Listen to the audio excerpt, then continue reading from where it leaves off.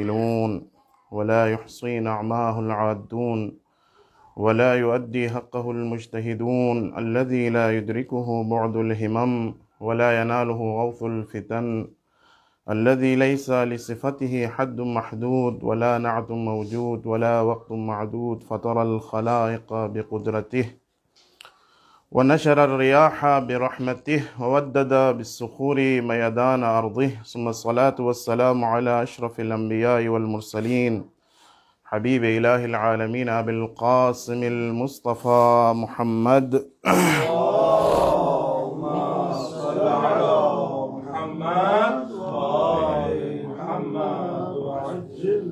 وعلى آله الطيبين الطاهرين أما بعد قال الله تبارك وتعالى في محكم كتابه المجيد وفرقانه الحميد وقوله الحق وهو أصدق الصادقين بسم الله الرحمن الرحيم ولقد آتينا لقمان الحكمة أن يشكر لله وقال في مقام آخر يؤتي الحكمة من يشاء ومن يؤت الحكمة فقد أوتي خيرا كثيرا وقال رسول الله صلی اللہ علیہ وآلہ سوچ رہا تھا کہ جس طرح ایک پیشنہاد دیا تھا کہ کم از کم ایک نفر جو ہے تفسیر کا درس شروع کریں، کم از کم ایک خطیب، تو میں نے خود یہی انتخاب کیا تھا سورہ لقمان کا، لیکن بہرحال یہ شہادت حضرت صدیقہ کبریٰ کے مناسبت کے ساتھ بھی وہ ہوا، تو بہرحال مختصراً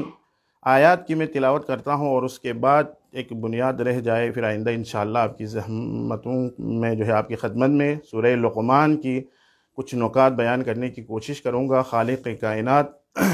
ارشاد فرما رہا ہے مخصوصاً حضرت لقمان کے بارے میں کہ وَلَقَدْ آتَيْنَا لُقْمَانَ الْحِكْمَةَ، ہم نے لقمان کو حکمت سے نوازا ہے، أَنِ اشْكُرْ لِلَّهِ، تاکہ وہ خداوند متعال کا شکر ادا کریں۔ اب یہی ایک سوال ہے کہ سورہ لقمان کا انتخاب کیوں؟ اس لیے کہ سورہ لقمان تربیتی حوالے سے ایک بہترین سورہ ہے کہ جس میں ایک باپ اپنے بیٹے کو کچھ ایسے نصائح کر رہے ہیں، کچھ ایسے موعظہ کر رہے ہیں، کچھ ایسے وصیتیں کر رہے ہیں جو نہ فقط اس کے بیٹے تک محدود رہے بلکہ خالق کائنات نے اس نصیحت کو، اس موعظے کو اپنی لاریب کتاب میں لا کر دنیا والوں کو اور قیامت تک آنے والی نسلوں کو بتا دیا کہ لقمان کون تھا اور اس کی نصیحتیں کیا تھیں، تاکہ سب انسان، پوری بنی نوع بشریت، بنی نوع انسان کے لیے اس انسان کی اس شخصیت کی نصیحتوں کو خداوند متعال نے قرآن میں ذکر کیا۔ یہی بہترین دلیل ہے کہ لقمان کی شخصیت کو متعارف کرانے کے لیے کہ ایک ایسے انسان کی نصیحت کو خدا قرآن میں ذکر کرے تو اس سے بہتر اور کیا دلیل ہو سکتی ہے کہ وہ بہترین راستے پر تھے، وہ نیک انسان تھے۔ تو خالق کائنات اس آیت میں ارشاد فرما رہا ہے وَلَقَدْ آتَيْنَا لُقْمَانَ الْحِكْمَةَ، ہم نے حکمت سے نوازا لقمان کو تاکہ وہ خدا کا شکر ادا کرے۔ دوسری آیت میں ایک اور جگہ پر خالق کائنات اسی حکمت اور دانائی کے بارے میں فرماتے ہیں کہ یؤتی الحکمت من یشاء، خالق کائنات جس کو چاہے یہ حکمت اور دانائی عطا کرتا ہے۔ اور اس کے بعد فرماتے ہیں کہ وَمَن یؤت الحکمت فقد اوتی خیرا کثیرا، اب خالق کائنات انتخاب کرتا ہے اس شخص کو، اس بندے کو کہ کسے حکمت سے نوازنا ہے اور کسے دانائی سے نوازنا ہے۔ اب جس شخص کو یہ دانائی اور یہ علم مل جائے تو اس سے خالق کائنات کی اپنی تعبیر کے مطابق کیا ہے، خیر کثیر اسے عطا کیا ہے۔ اور خیر کثیر آج کے اس دن کے مناسبت سے بھی ہم ریلیٹڈ ہیں کہ جہاں پر سورہ کوثر میں خالق کائنات اپنے حبیب سے یہ مخاطب ہو کر ارشاد فرما رہا ہے کہ اِنَّا أَعْطَيْنَاكَ الْكَوْثَرَ، اے حبیب ہم نے آپ کو کوثر عطا کیا، اور مفسرین اس کوثر کا معنی خیر کثیر مراد لیتے ہیں۔ تو ایک تفسیر خیر کثیر، پس خیر کثیر کے مصادق مختلف ہو سکتے ہیں، لیکن حکمت اور دانائی جسے عطا ہو اسے خالق کائنات خیر کثیر سے تعبیر کرتے ہیں۔ بس بنابراین لقمان کوئی معمولی بندہ نہیں تھا، اور اسی میں بھی اختلاف ہے کہ وہ نبی تھا یا نبی نہیں تھا، اور مجتہدین اور مفسرین کا جو مشہور ہیں غالب اور اکثریت اس بات پر عقیدہ رکھتے ہیں کہ لقمان نبی بھی نہیں تھے، لیکن آپ دیکھیں کہ ایک شخص کی سیرت، ایک شخص کا کردار اس قدر وہ معاشرے میں، سماج میں اس طرح سے زندگی کرتا ہے کہ خالق کائنات کو اس کی یہ سیرت پسند آ جاتی ہے، اگرچہ نبی بھی نہیں ہے۔ لیکن اس سے مراد یہ نہیں ہے کہ آئندہ بحث کروں گا کہ لقمان کے بارے میں آیا ہے کہ تقریباً 400 نبی کو اس نے درک کیا ہے۔ کوئی معمولی شخصیت نہیں ہے لقمان۔ لقمان نے 400 انبیاء کو درک کیا ہے، ان کے ساتھ زندگی کی ہے، تب جا کر لقمان بنا، اور لقمان کو خالق کائنات نے حکمت اور دانائی سے نوازا۔ بس بنابراین یہاں سے جو درس اور جو نکتہ ہمیں ملتا ہے وہ یہ ہے کہ خالق کائنات کی طرف سے جو خیر کثیر عطا ہوتا ہے وہ صرف مخصوص افراد کے لیے نہیں ہے، صرف مخصوص اور برگزیدہ افراد کے لیے خالق کائنات عطا نہیں کرتا، بلکہ یہ اس شخص کی اپنی محنت اور سعی اور کوشش ہے کہ وہ اس کا خالق کائنات کے ساتھ رابطہ کیسا ہے۔ جتنا رابطہ خالق کائنات کے ساتھ زیادہ ہوگا، خیر کثیر بھی اسے عطا ہوگا، خداوند متعال کی طرف سے اسے نعمات سے نوازیں گے۔ اور اگر انبیاء اور اولیاء اور معصومین اور صدیقہ کبریٰ کا اگر ہم تذکرہ کریں تو یہ بھی وہ ہستیاں ہیں جو اپنی ذاتی فضیلتوں کے علاوہ اکتسابی صفات کے مالک تھے۔ جیسا کہ عرض ہوا، حضرت زہرا کی فضیلتیں بیان ہو گئی، لیکن اس کا معنی یہ نہیں ہے کہ حضرت زہرا سلام اللہ علیہا چونکہ باپ رحمت للعالمین تھے، شوہر قسیم النار والجنہ مشکل کشا تھے، اور فرزندان جو ہیں جنت کے جوانوں کے سردار تھے، تب جا کر آپ کو یہ مقام اور منصب عطا ہوا۔ ایسی بات نہیں ہے، یہ ایک فضیلت ہے ذاتی۔ خداوند متعال نے حضرت زہرا سلام اللہ علیہا کو چنا، اور یہ چننا بھی ایسے ہی نہیں ہے۔ آپ زیارت حضرت فاطمہ زہرا سلام اللہ علیہا میں آپ تلاوت کرتے ہیں کہ یا ممتحنہ تمتحنہ، خالق کائنات نے آپ سے امتحان لیا، آپ اس آزمائش میں کامیاب ہوئے، تب جا کر خالق کائنات نے اس منصب کے لیے آپ کو چن لیا۔ بس بنابراین یہ جو انبیاء ہیں، اولیاء ہیں، یہ جو کردار ہیں جو ہمارے لیے اسوہ ہیں، نمونہ عمل ہیں، یہ صرف اور صرف ان کے ذاتی کمالات اور فضائل کی وجہ سے نہیں، بلکہ انہوں نے کچھ ایسے، ہم ذاتی صفات اور کمالات رکھتے تھے، ہم کچھ اکتسابی۔ حضرت زہرا سلام اللہ علیہا کے بارے میں اگر ہم بتانا شروع کریں تو پہلا نکتہ تو یہ ہے کہ ہم جیسے انسان زہرا مرضیت کی کیا فضیلت بیان کریں جو عصمت کے درجے پر فائز ہو، جو کمال کے درجے پر فائز ہو، جس کے بارے میں خود رسول اکرم یہ کہہ رہا ہے کہ یہ حدیث ہم اہل تسنن اور ہم اہل تشیع دونوں میں یہ معتبر قرار دی ہے اس حدیث کو، کہ خالق کائنات کی طرف سے رسول خدا اپنی اس بیٹی کو یہ کہہ رہا ہے کہ یا فاطمہ ان اللہ یرضا لرضاکی وَيَغْضِبُ لِغَضَبِكَ، میری بیٹی، میرے فرزند فاطمہ، خالق کائنات آپ کی خوشنودی پر خوشنود ہوگا اور آپ کی ناراضگی پر ناراض ہوگا۔ یہی سب سے زیادہ اور سب سے زیادہ فضیلت جو ہم بیان کر سکتے ہیں یہی ہے، اور یہی سب سے بڑی فضیلت ہے۔ کیوں؟ اس لیے کہ جتنے بھی انبیاء ہیں، جتنے بھی اولیاء ہیں، حتیٰ جتنے بھی معصومین ہیں، ان کا جو ہدف اور مقصد نہائی تھا وہ یہ تھا کہ خالق کائنات کو خوش کرے، خالق کائنات کی رضا کو حاصل کرے۔ اسی لیے ہر اس کام سے انہوں نے اجتناب کیا جس میں رضا الہی نہ ہو، ہر اس کام کو انہوں نے انجام دیا جس میں رضا الہی ہو، جس میں شہادت ہے، قربانیاں ہیں، ہر قسم کی قربانیاں دی تاکہ رضا الہی حاصل ہو۔ فاطمہ زہرا سلام اللہ علیہا وہ واحد ہستی ہے جس کو خالق کائنات کی طرف سے یہ سند عطا ہوئی کہ خالق کائنات زہرا جس پر راضی ہو اس پر خالق کائنات بھی راضی ہے، اور جس سے زہرا قہر کرے، جس سے زہرا ناراض ہو، اس پر خالق کائنات بھی ناراض ہے۔ تو ایسی ہستی کے بارے میں ہماری محدود علم کی وجہ سے ہم بتا نہیں سکتے کہ جہاں پر رسول اکرم نے اپنی سیرت کے ذریعے سے دنیا والوں کو دکھایا کہ فاطمہ کون ہیں. اور ہمارے دور میں ڈاکٹر شریعتی کی ایک کتاب ہے فاطمہ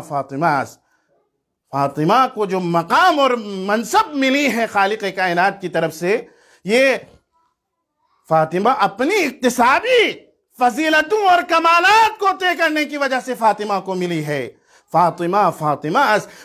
اگر اس بلندی پر اگر پہنچ گئی ہے تو فاطمہ کی وجہ سے ہے. رحمت للعالمین باپ تھے. یقیناً ایسے ماحول میں پرورش پانا،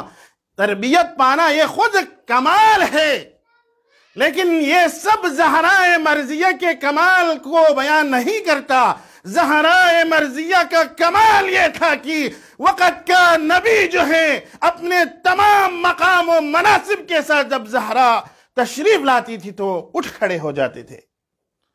وہاں پر صرف یہی نہیں تھا کہ ایک باپ اپنی بیٹی کی تعظیم کے لیے اٹھ رہا ہے، نہیں، بلکہ وہاں پر مقام شخصی اور مقام حقوقی دونوں. نبی کھڑا ہوتا تھا لیکن نبوت بھی ساتھ کھڑی ہوتی تھی. رسول جو مقام شخصی ہے رسول کھڑا ہوتا تھا، لیکن ساتھ جو مقام حقوقی ہے رسالت بھی ساتھ کھڑی ہو جاتی تھی. یہ ایسے ہی نہیں ہوتا. خالق کائنات کی طرف سے یہ مقام اور مناصب جب زہرا کو ملے تو رسول گرامی اسلام جو تمام انبیاء کا سردار ہے، جو تمام انبیاء کا خاتم ہے، جس کی تعظیم کے لیے تمام انبیاء کھڑے ہو جائیں اسے محمد کہتے ہیں. لیکن جس ہستی کی تعظیم کے لیے محمد مصطفیٰ کھڑا ہو اسے فاطمہ زہرا کہا جاتا ہے. تو ان کی ہم توصیف و تمجید بیان ہی نہیں کر سکتے جسے کبھی انبیاء نے جس طرح بیان ہوا. امام حسن عسکری علیہ السلام سے بھی منقول ہے، اور یہ روایت سب سے پہلے تفسیر آیت البیان میں بیان ہوئی کہ ہم لوگوں کے اوپر حجت ہے. نحن حجج اللہ علی الناس وجدتنا فاطمہ حجج اللہ علینا. تو اس پر جس طرح پہلے بھی ایک دفعہ بیان کر کے ایک بحث سوال چھڑ گئی تھی کہ یہ کیسے ممکن ہے کہ ایک امام ہو، پیغمبر اکرم کے بعد امام علی اور اس کے بعد جتنے بھی ائمہ ہیں، وہ یہ کہہ رہا ہے کہ جس طرح ہم لوگوں کے اوپر حجت ہیں، ہماری دادی زہرا مرضیہ ہمارے اوپر حجت ہیں. یہ کیسے ہو سکتا ہے کہ ایک شخص جو مقام امامت پر بھی فائز نہ ہو، وہ ایسے شخص پر جو مقام امامت پر فائز ہو، حجت ہو؟ یہ کیسے ہو سکتا ہے؟ لیکن حقیقت میں اگر آپ دیکھیں یہ ہو سکتا ہے. ضروری نہیں ہے کہ مقام امامت پر جو انسان فائز ہو اس پر کوئی بھی دوسرا انسان حجت نہ ہو، ایسا ناممکن نہیں ہے. زہرا مرضیہ وہ مقام پر فائز تھی کہ تمام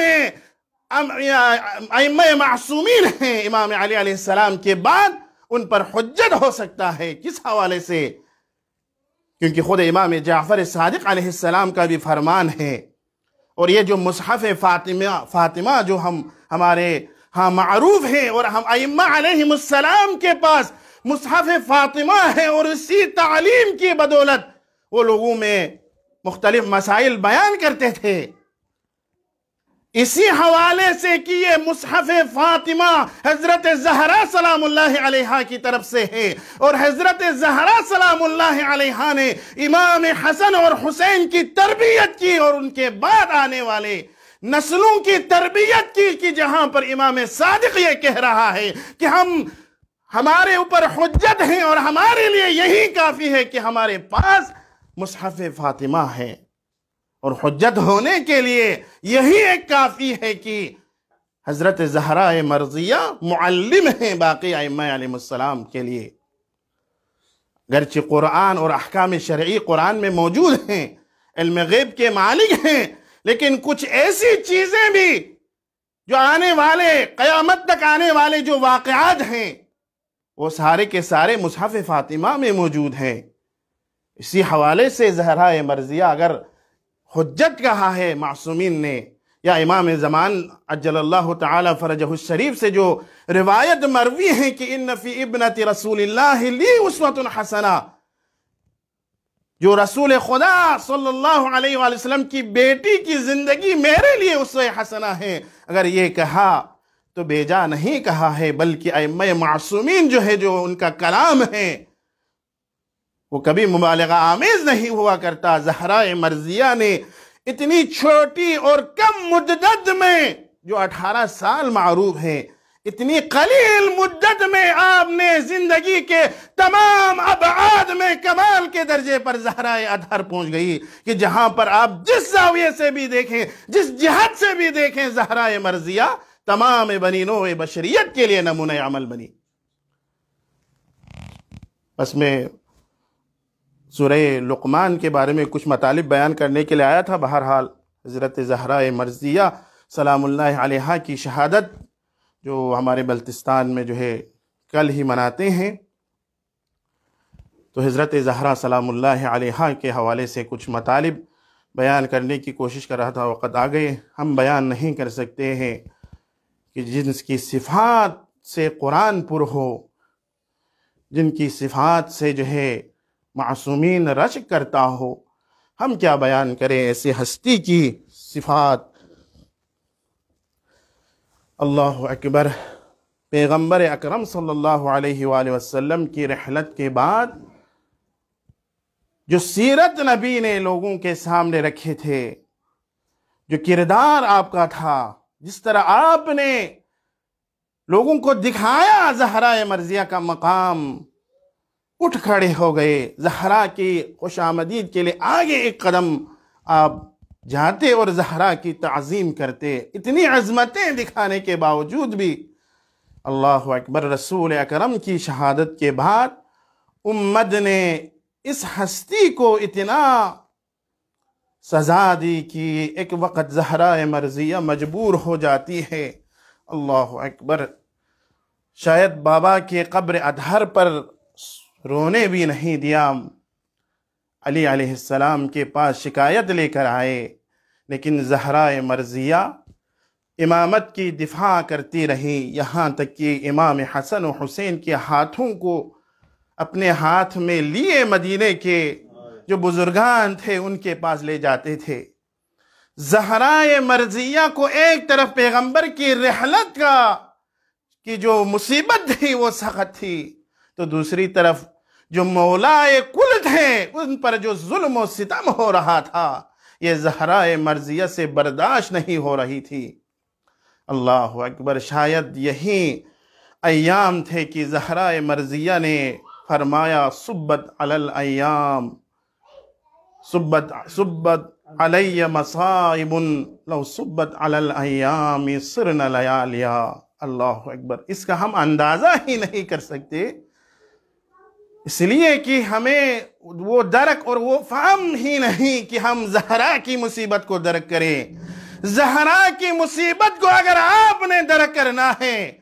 تو علی سے جا کر پوچھ لیں کہ زہرا کس ہستی کا نام تھا۔ علی بتائیں گے کہ جب میں جنگوں سے لہو لہان ہو کر، لوگوں کے باتیں سن کر تھک کر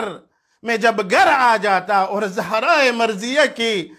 چہرے اطہر کی میں زیارت کرتا تو میرے سارے غم اور مشکلات ختم ہو جاتے تھے۔ اب علی کس چہرے کی طرف دیکھے؟ اللہ اکبر۔ زہرا مرضیہ مریض ہو گئی، بیان ہوا مصائب۔ کہتے ہیں کہ وہ ایام اور وہ منظر، وہ سخت منظر ہے کہ جہاں پر آ کر قلم ٹوٹ جاتے ہیں، زبان میں وہ طاقت نہیں رہ جاتی کہ بیان کیسے کریں مصائب۔ اللہ اکبر۔ زہرا مرضیہ کو علی مرتضیٰ نے غسل دیا، کفن دے کر کمرے میں لائے۔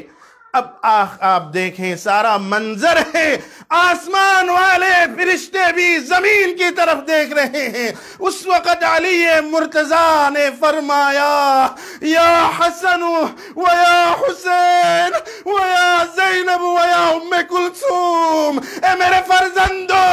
اپنے ماں کی آخری دیدار کے لیے آ جاؤ۔ أجركم على الله. إمام سيديو كسل اليونسا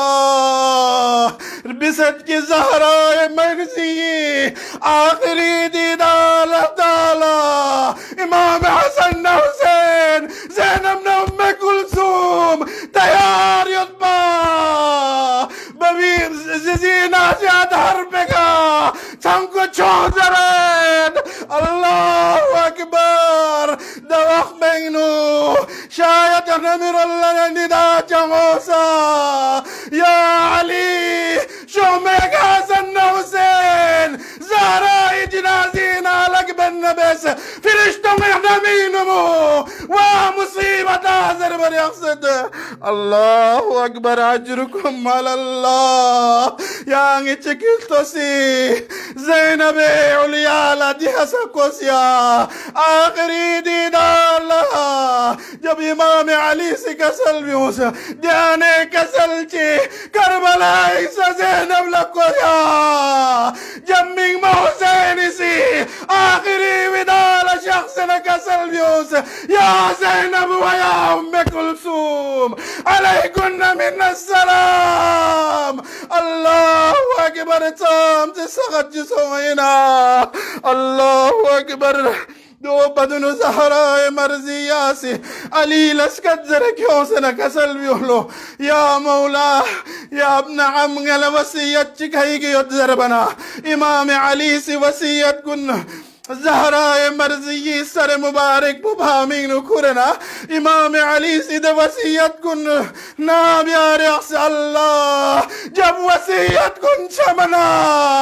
کتابی نور بسید علی شہر خدا امر بانت مجھے دغت بلو زہراء مرضی آسا امر بانت مجھے دغت اللہ اجرکم علی اللہ زہراء مرضی جسم مبارک مشاید قبرین دفن بے وقت اونسا دی وقت بوینیا علی شیر خداس کھری فی اغلائین زہرائے جسم ادھر بکرنا قبرینو یغد اللہ بازی کسل بیونگتل فی اغلق نزبولن سولو شاید رسول خدا استقبال لشخص دک دک بیا نام سا زہرا کارونا رسول اللہ سنا استقبال بتبا شاید جریق قبرینو سا رسول شخصا شغلگی بغجت زہرا اللہ اکبر علی مرتضی سی کسل بیوسا پیغمبر نظر سے مخاطب سوزنا یہ امت کو بھی ستام سے ظلم چی بسننا یعنی زہرا لترس لیکن علی سی کسل بیوس یا رسول اللہ درین علی چلگستو صدر رسول خدا اجرکم علی اللہ علی لعنت اللہ علی القوم